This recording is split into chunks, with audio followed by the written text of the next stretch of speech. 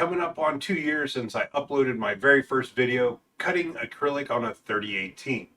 In that time, I've got to meet a ton of great people. I've learned a ton of stuff, and I've also upgraded from a 3018 to a Longmill.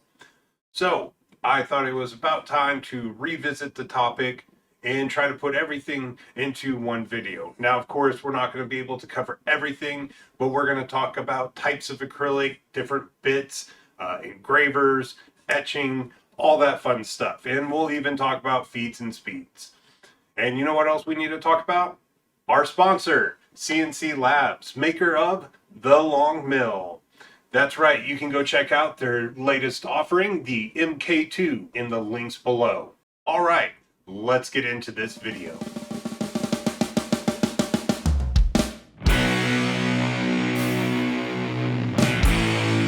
Start off, let's talk about the two different types of acrylic out there, cast and extruded. Now this just references how they are produced. We're not going to go into all the science of it and the different properties each has, but we can say cast acrylic is easier to cut than extruded. You can cut extruded, but your settings have to be just dialed in. You may have to use a water bath or air assist. There's just a bunch more involved in getting a good cut with extruded versus cast. So if you're new to this or you're looking for an easier thing to cut, go with cast. And most of the time, cast is going to have a paper faced, it's going to be protected with paper face, whereas extruded will typically be plastic face, something like this. Yes, it's mirror acrylic, and that was a fun cut, let me tell you. But if you're just getting started out, you're going to want to use cast. It has a higher melting point than extruded does, so you can generate more heat before it melts with cast than you can extruded. Let's move on to our next topic. Let's briefly touch on the CAD and CAM. I have a lot of other videos. If you're interested, you can go check those out. But if you're doing a sign, I know in my first video I was asking, what do you prefer? Do it on the back or the front? Do it on the back. It looks better, promise you. So when you're doing your design, before you go cut, flip your image in your CAD or CAM software and make sure you're cutting on the back side. So when you look on the front side, it reads right. I know I went backwards, sorry. Reads right. Again, you could engrave, cut on the front if you want to, but it just looks better when you do it on the back than the front. So that's the CAD CAM part we should talk about right there. Let's go and talk about bits. All right, so we're going to break this next part into two parts, etching and engraving versus cutting. So with etching and engraving, you have two options, of course. You can either use a V-bit or you can use a drag bit, or in my case, a spring-loaded drag bit, which I prefer. But first, let's talk about the V-bit. So you can go ahead, you can use V-bits. The problem, and it's not so much a problem as what you need to pay attention to on V-bits is your acrylic, you're going to have differences in thickness on all four corners. So if, let's just say this is our thickest corner and we start here and this corner is lower and you're only going down 0.1 millimeter and this is 0.2 millimeters thinner, it's going to miss this area. So you need to make sure you're going down deep enough so you don't get any gap between your height and your bottom. That came out wrong. You want to make sure you're not missing anything and it's keeping contact with your acrylic. Otherwise, you're going to get parts that just don't engrave. So make sure to measure all four corners, find your thickest and your thinnest, subtract, and say if you've got a 0.2 millimeter difference, go down 0.3, 0.4 millimeters in your cut. That way you can make sure you're going to have your design fully etched out, engraved, whatever you want to call it, on your piece. Now, that can be set for a drag bit as well, unless you have a spring-loaded drag bit, and that's what's nice about these is I always normally set it as normal on your Z, and then I put about 1 millimeter worth of pressure on the bit. So no matter what part of the acrylic it's on, the bit head is always in contact with the acrylic, and I'm always going to get my design. Don't have to worry about thickness and going down too deep. Just got to apply some pressure, and it keeps my bit head on the acrylic, and you don't miss any of your design, and you don't have to redo anything. Jumping in here real quick on the spring-loaded drag bit. Make sure your retract height is higher, again, higher than the amount of pressure you apply. So if you apply 1 millimeter worth of pressure on your drag bit, make sure your retract height is at least 2 millimeters, because it's only going to be 1 millimeter above your stock material. So that's why I still zeroed out as normal, then applied the pressure, because if you just go, oh, it's down, you don't know how far it's coming back up, and you cannot be coming up far enough if your retract height is not high enough. So make sure your retract height is higher, at least double what your pressure is that you apply. Love these things. Now, these do come, I've seen some debate about whether you should use a 90 or a 120. I use a 90. I've seen 120. Whatever works for you, do it. But I love these things. One of the other things about the drag bits is do not turn on your spindle. Don't have to. So it's so much quieter. So you can listen to your music while you're engraving or cutting, and they're just great. And you also get a much better result, in my opinion, than say if you did it with a V-bit.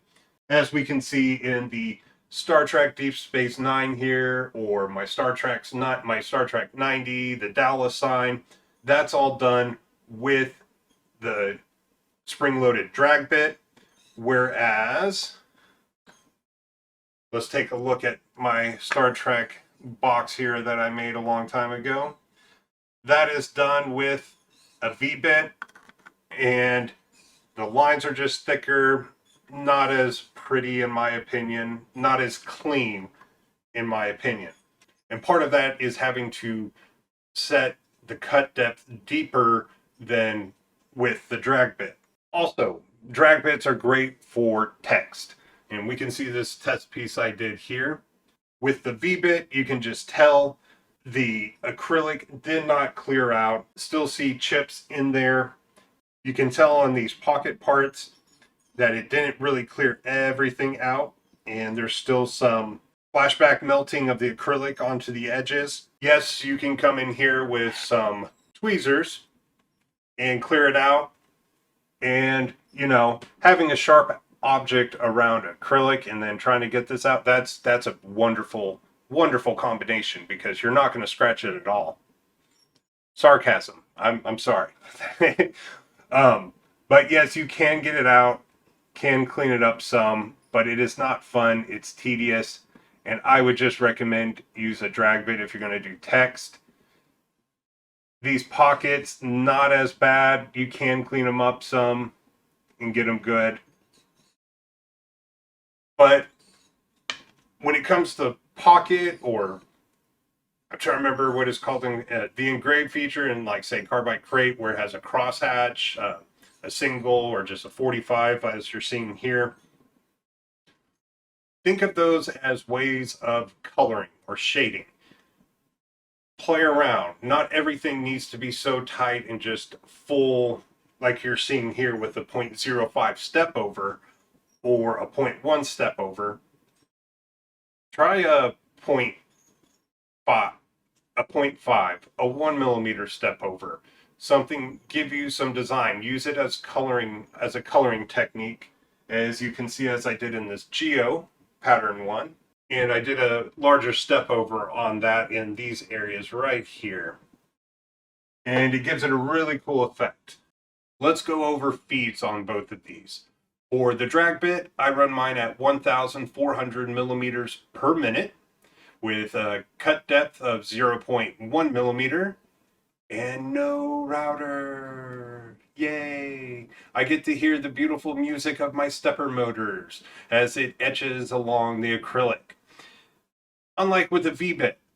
Now I run that one at 1,300 millimeters per minute, and I do a full 0.3 or 0.4 millimeter cut of depth at one pass, and I do turn the router closer to 2 than 1, but in between 1 and 2, but closer to 2. So I think that covers it for V-bits and spring-loaded drag bits. Let's move into cutting. All right, now the fun part, cutting. When I first started cutting, I was using these diamond pattern bits or corncob bits, whatever you want to call them. I just called them end mill bits at the time. Thank you, person on Reddit, for pointing that out to me. But yes, these diamond burr corn cob bits, no, they are not the best for cutting. Can you cut with them? Yes, you can cut with any bit. I've done it, but they're not the best. I'll admit that. In going and doing this for the past 2 years, an O flute bit is the best. Leaves the best edge. Not that a double or a triple won't do it either. I've just had the best results, less issues in the past 2 years with using an O flute. And I even broke my O flute for this video testing the feeds and speeds. We'll talk about that when we get there. But here's a Amana, I believe this is a 6 millimeter bit, single flute, spiral. Now the big thing about your bit selection, upcut. Do not do downcut. We want to get the chips up and out. We want to get that heat out. So we need to eject that material. You're going to eject more with an O flute than you will any of the others. Now, I showed you the Mana, and it's a $30 to $60 bit. Guess what? This pack right here, I believe this one was 12 something dollars for 10 bits. Get some cheap bits and practice. I look at my desk here. I got all kinds of different practice test bits, from cutting to speeds and feeds to different finishing. Just practice, and test different things. Yes, acrylic can be expensive, but your test piece don't have to be that big. I mean, this is 20 millimeters by 20 millimeters. See if you can see that. There we go. 20 millimeters by 20 millimeters. You could do 10 by 10 millimeters. Doesn't matter. Practice before you take on some huge order and all of a sudden things aren't working. So, I have not used these cheap bits. I know some people swear by them. Some people hate the Amana and don't like them. They say they break all the time. I know why mine broke. I went too fast. And so, as you can see here, here's my test piece, and it broke on 1,500 millimeters per minute. That's where it broke. Yes. As for router speed, I have the Makita. I run between 1 and 2, a little bit closer to the 1 setting than the 2. Let's quickly talk about this test cut. I know I said I cut at 1,200 millimeters per minute. And as you can see here, I've done 1,000 through 1,400 in 100 millimeter increments, and that's per minute. I started on, when it got to 1,500, that's when the bit broke. Now, I've done similar tests like this before, and the reason I do 1,200 is the sound. When I get to 1,300, 1,400, there's this pitch, and it sounds like it's struggling a little bit. So that's why I backed down to 1,200 millimeters per minute.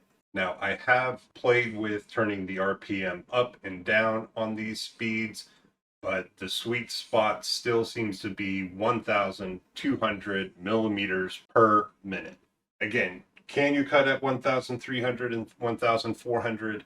Yes, but there's this sound that makes it sounds like it's struggling a little bit. I don't want to put too much more pressure on any of my axes. I don't want, wearing things down more so than they have to. I'd rather wear down a bit than wear down the anti-backlash nut on my machine or the wheels struggling to cut through the material. So this is where it comes down to you testing and seeing where you can get with your machine. So the main issue, culprit, problem people run into when cutting acrylic is it gumming up the bit, or they're getting flash welding back of the acrylic on their piece. And that's due to heat. Too much heat is being generated while they're cutting. So to prevent that, first thing you can try is lowering your RPM and increasing your feed, and finding that right balance between those two where it's not flash welding back or gumming up your bit. If those don't work, you can try a water bath, and by that, take some electrical tape, go around the outside of your acrylic, put a shallow pool of water in there, and see if that helps keep it cool. I have not tried that. I've seen a few other people in some videos that have done that and seem to work. And thirdly, you can try air, either with an air assist system, or you can just try, like I have, an air blower that I use, and I mainly use it just to keep the work area clean and get it off the piece. But try those three things and see if any of those help you. Reduce the RPM, increase the feed, try a water bath, or try air assist.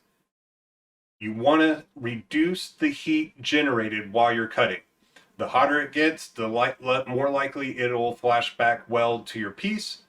And that's where the bits in a single bit come in handy, is that it's going to take those pieces of acrylic you cut and inject them more. Again, like I said earlier, yes, you can use those different bits, and I'm not saying go out and buy a $60 bit. Get some cheap bits, practice, see what works for you. If you don't have the money to get that, that's fine. Practice with what you got and try those different methods we just talked about to see if that helps you in getting to cut acrylic. How do we secure down our material? Well, when I use these small blanks, painter's tape, CA glue, painter's tape. You can see in the video, I mark my thickest edge with a dot, and then flip it over to the right, place down my tape, then I cut my next piece of tape before I put glue down, so it makes sure. And yes, I like to have the tape overhang on all sides, especially on these small ones. Put down enough CA glue or whatever super glue you're using. Just make sure you get a good amount covered. Place the non-sticky side down on that glue, and then you can just flip back, and now your thickest spot is in your lower left-hand corner. That's for small pieces. Large pieces. All right, so that was a big change for me, going from these small pieces up to these bigger pieces. And I've messed around with doing 3 strips on the back, trying to get the whole back.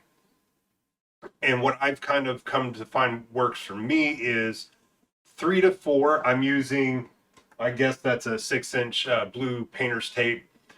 3 or 4 of those strips across, and then I have some wooden hold downs for the sides, and that keeps the edges from popping up.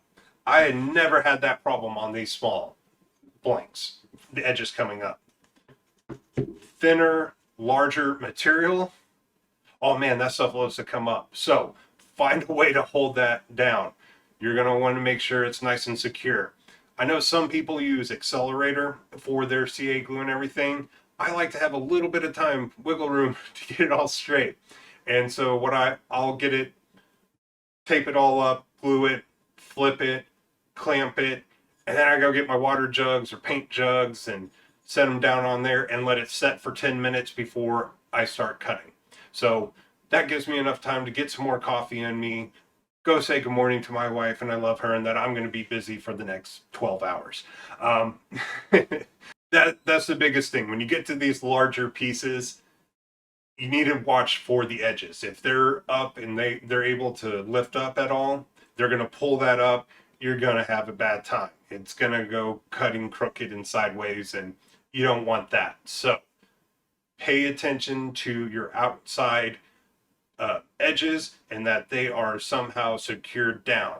And so that also means, again, retract height for your bits, making sure they come up high enough so you're not running into them. Whether it be with your spring-loaded drag bit or your O-flute or whatever bit you're using, make sure you miss whatever you're using to clamp down the edges of your larger pieces of acrylic. All right, so yes, I have done a video on this, testing out different ways to polish the edges of your acrylic once you cut it. No matter what, it's still going to have a cut edge if you don't treat it. There's micron sheets, there's sandpaper, you can use a blue flame torch, you can use a Novus liquid sanding. Personally, I like the micron sheets with the blue flame finish.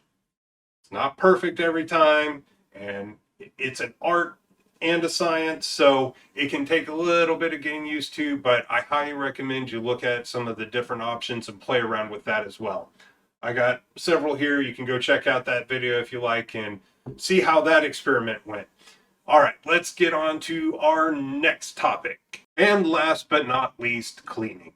Now, the simplest, easiest, cheapest method: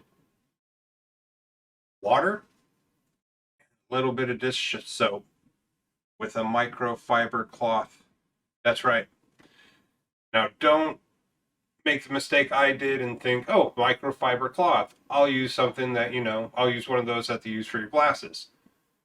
Yeah, the ink ran on that, got onto the acrylic, and then had to go and clean it off with more soap and water in one of these. Wasn't fun, but I don't even remember what brand these are. I'll put them down in the description. They're great, doesn't scratch, cleans off really well, haven't had an issue. Now, if you want to move on to something a little bit different, we can talk about the Novus, which the number one is the cleaning, polishing, shine. The 2 and 3 are the sanding. So you can just get the one, but you need the one along. If you're going to use the 2 and 3, you're going to need the one to help clean off the 2 and 3. Or if you just want to put the one on to give it a nice shine and everything. There's also Acrylic, very similar to Novus number 1. I couldn't tell you if there's a difference. In my opinion, they both work the same. There's just a tad bit difference between water and soap and those two. So depending on the level of shine you're looking for, you may be interested in those. You may just be able to go, I'll skip them. You're not going to hurt my feelings. All right. So I think that about wraps up this video. I want to thank our sponsor, CNC Labs, maker of the MK2. Again, I love the Longmill. It's been great. I've been able to cut faster, larger pieces, and I'm just loving it. I haven't had really any issues. The community is great. Go check them out. They're always there willing to help. Also on their forums, they're there willing to help. There's just so much to love about them. They're a great company. Can't stress that enough. And again, I want to thank everyone for watching. It's been a crazy almost 2 years ride. I never thought this channel would be where it's at today. I didn't think I would ever have over, a couple hundred subscribers, and we're getting close to that 2,000.